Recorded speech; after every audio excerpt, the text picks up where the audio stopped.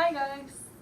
So happy to be here with you guys. I have 3 tips today for all those yoga studio owners and yoga teachers out there who want to create a better and more profound impact in their students. So, what if I were to tell you that every time you did a class as a teacher, every time you put your practice out there, a few students would come to you and tell you how amazing your class was and how you have changed your life and how your energy is really powerful and the things they feel on the mat are very profound. How would you feel? Wouldn't that somehow keep you more connected to that purpose of being a yoga teacher and away from all that burnout that we experience sometimes by giving too many classes or putting our energy constantly out there for the students to engage with? What if you were to experience this every time you taught a class? Feeling great, feeling absolutely amazing, feeling connected to your purpose and feeling so grateful that you have the capacity to share this with students. Okay, so if you're ready for that, I have 3 tips for you. 3 very simple tips that you can incorporate to your practice and your teachings as a way for students to feel more connected to you. So, number 1 would be very impeccable with your thoughts. So not only be impeccable with your actions, with your expressions, with the words you use, with the way you adjust people and the way you put yourself out there, also be impeccable with your thoughts. So whenever you're in the class, don't get distracted and don't get any other thoughts as far as judgmental thoughts that may come up with you for you in your mind. So if you feel the energy of a student like not being present, being disengaged, being negative, don't allow any judgments towards that person to even come into the privacy of your own mind. Sometimes we don't really judge people consciously because we know it's wrong, but unconsciously we're picking up these things and somehow creating this energy of judgment.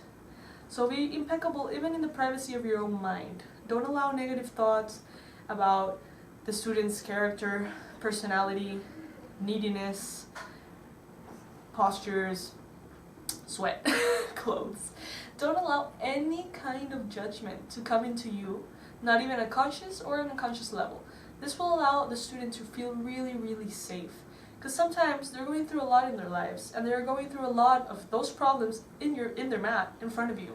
And we might sometimes as a teacher pick that up as a way of rejection, or we might feel like they don't like us as a teacher, they're not enjoying the class. But the truth is that it's not about us, it's about them. So that's my tip number 1. Impeccable even in the privacy of your own mind. Tip number 2. Tip number 2 is actually a very energetic one, and this requires a lot of action for us to have a positive energy at all levels, vibrating at a frequency that's nice for our students and for everyone, even for ourselves. So the principle that I want to share with you is that everyone picks up your energy frequency, either consciously or unconsciously. So if you're having a bad day, even if you're smiling, even if you're being joyful, even if you're doing everything you need to do, if your energy is not vibrating in the right frequency or the usual frequency, everybody will notice. They might not notice consciously, but they will unconsciously, and somehow start creating a little bit of distance from you.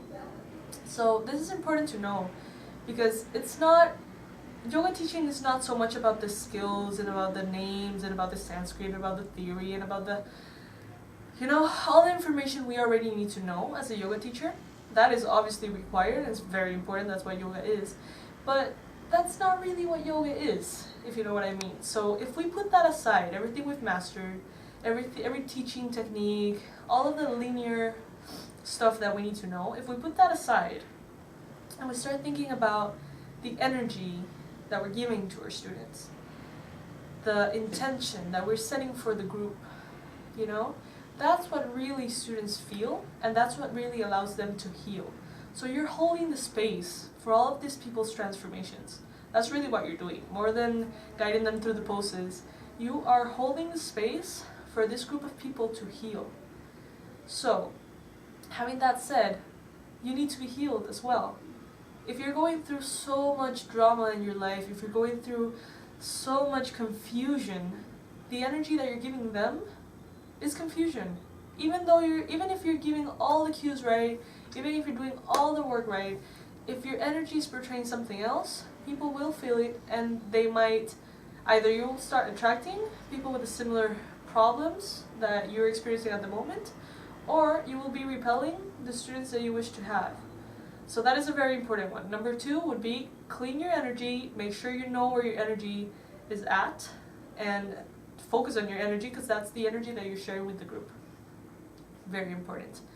And number 3, our tip number 3 for all yoga studios out there who want to provide an experience to students, a very profound, healing, connected experience to students, is to create the space, create a safe space for them. Not only physically, which is important as well, but in a way in which they can feel vulnerable enough. Starting with the place you're giving the classes at, make sure it's clean, make sure it smells nice, make sure the mats are nice, make sure that the whole experience is more to them than just going through the poses.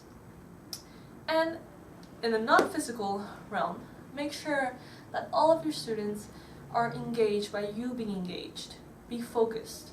Be willing to really show up and be there, not just get into a mat, show them a bunch of postures and get out of there quickly because you have another class. You know what I mean? Set the intention. How do I want my students to feel today? How do I want them to experience this class? I always love to do adjustments in Shavasana.